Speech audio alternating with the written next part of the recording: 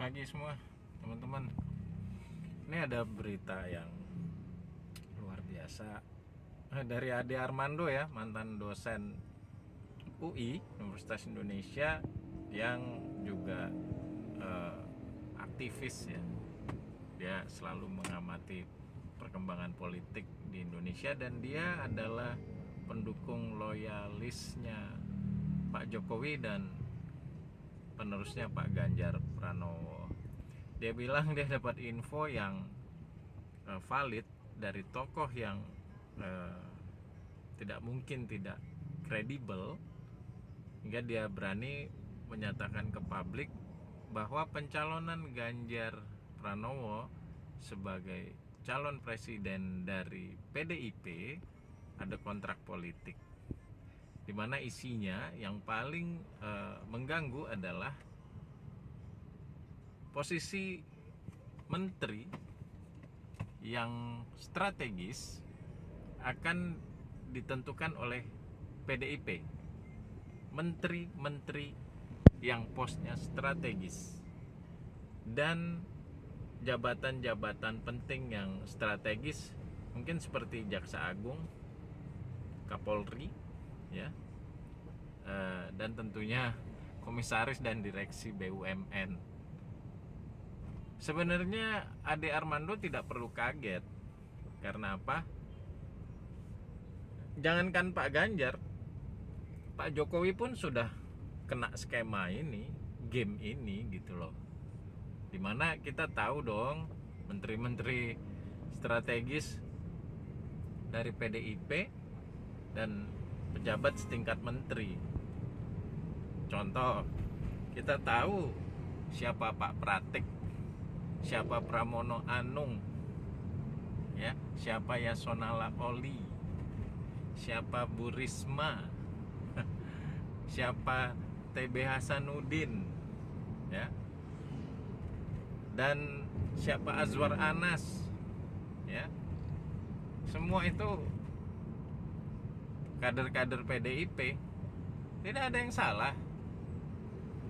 Saya tidak mengatakan mereka tidak perform, ya. Mereka bagus-bagus saja dalam menjalankan tugas-tugasnya, ya. Walaupun ada kekurangan di sana sini, ya namanya jabatan politik, ya pasti akan melindungi kepentingan politik. That's the fact. Itu kenyataannya gitu. Tapi idealnya kan tidak begitu. Tapi kan kita hidup di alam nyata, ya enggak? Jadi Ade Armando itu seharusnya tidak usah kaget dengan kondisi ini, bahwa Ganjar juga akan kena game yang sama dari PDIP. Itu sudah pasti punya. Ada atau tidak ada kontrak tertulis, game itu pasti main ketika Ganjar ya kalau terpilih jadi presiden gitu.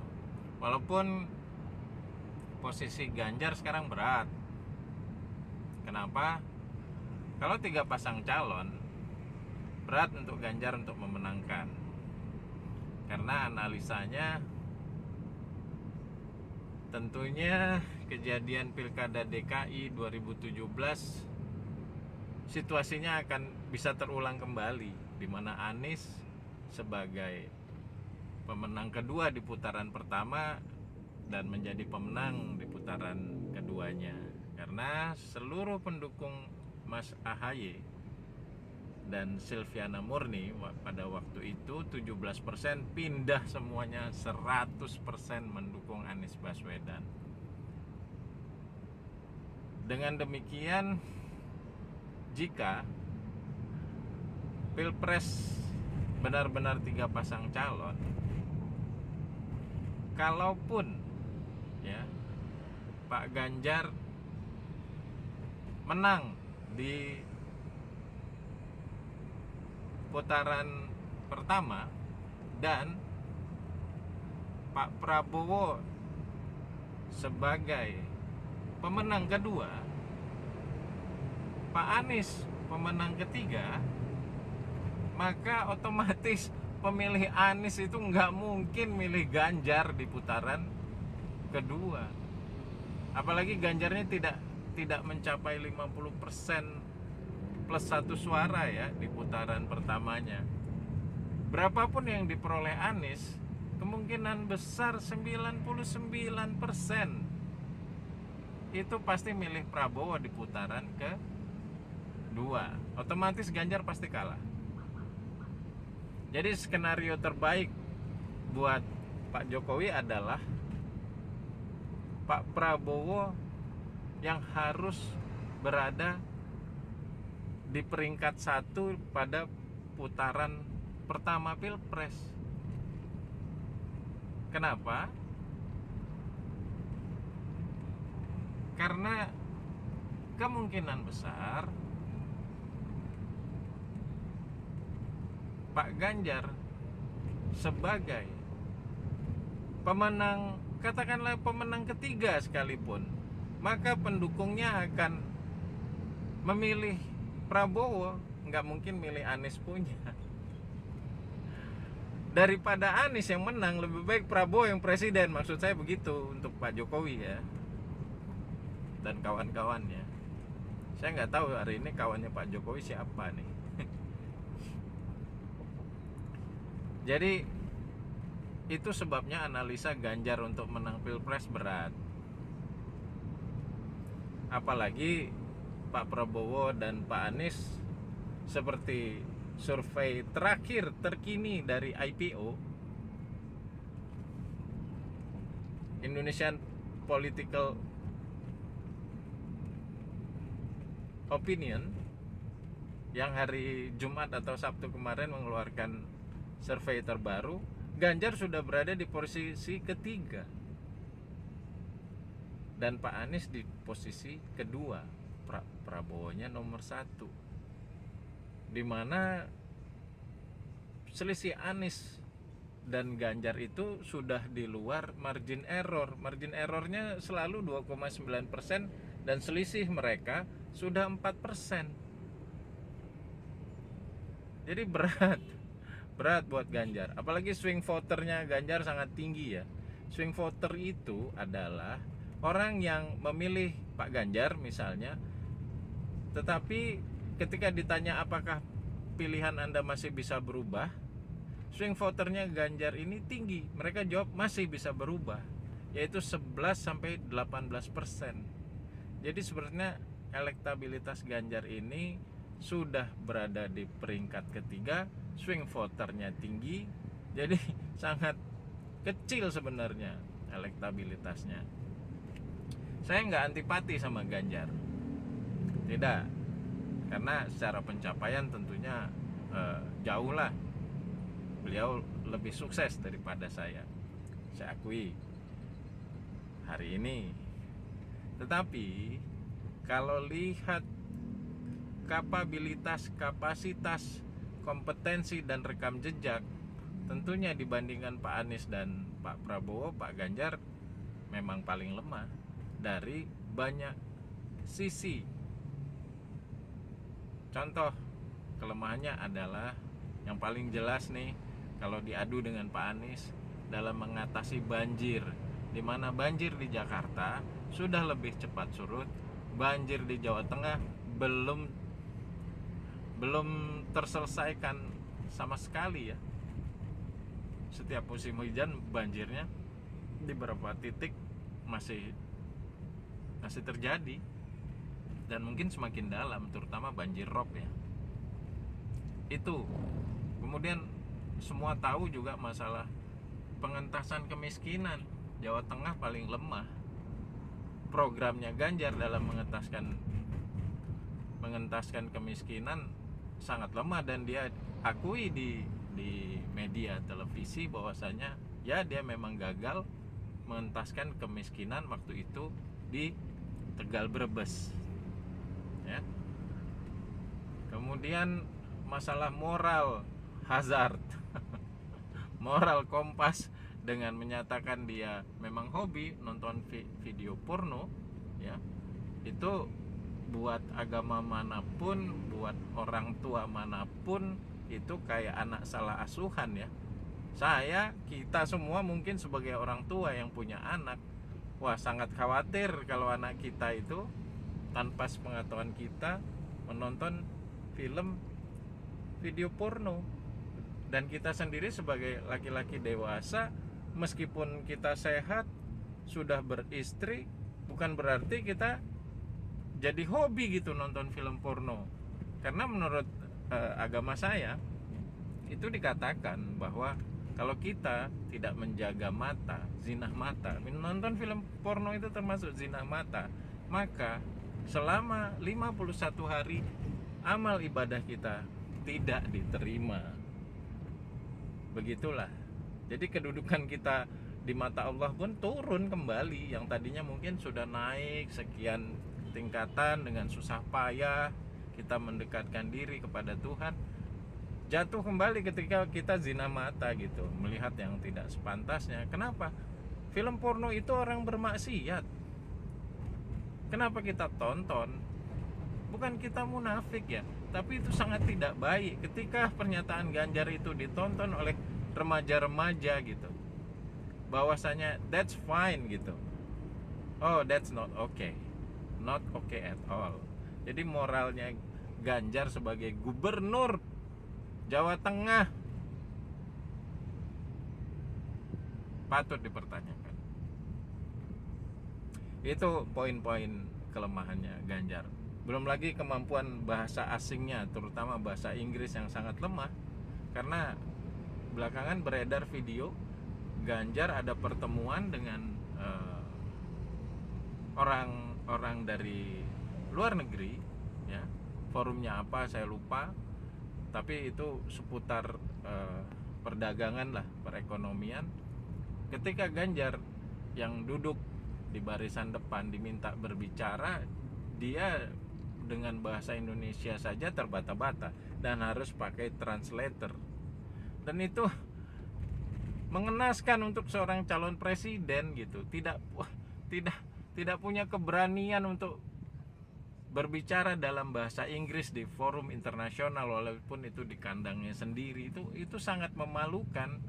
Seorang sarjana hukum dari UGM tidak punya kemampuan bahasa Inggris sama sekali, walaupun hanya sebagai pengantar pembukaan 1-2 alinea bahasa Inggris, kemudian dia berbahasa Indonesia.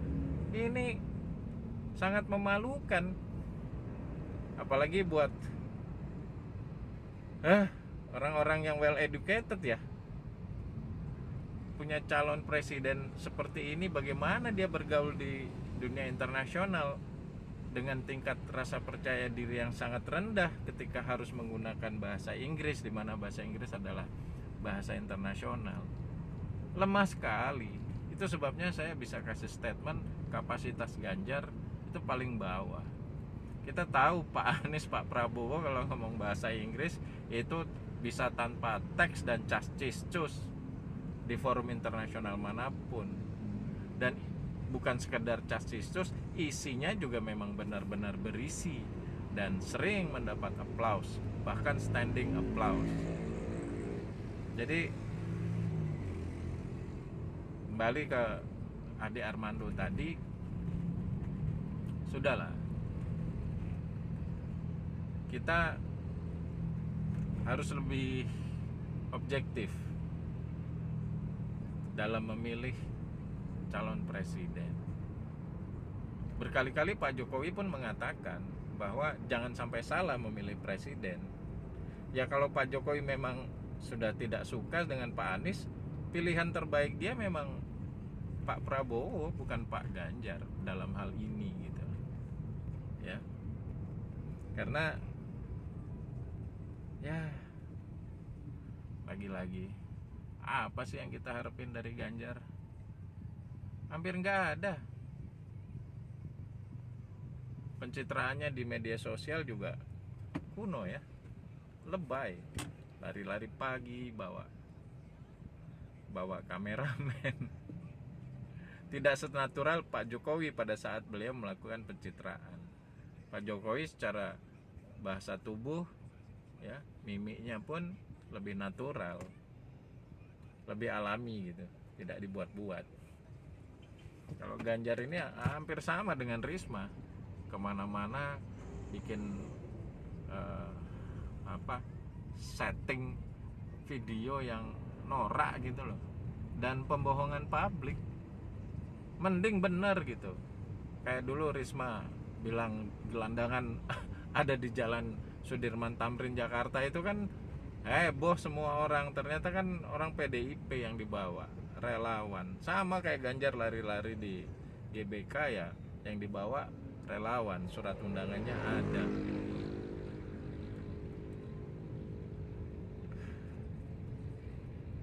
Menyedihkan, sungguh menyedihkan.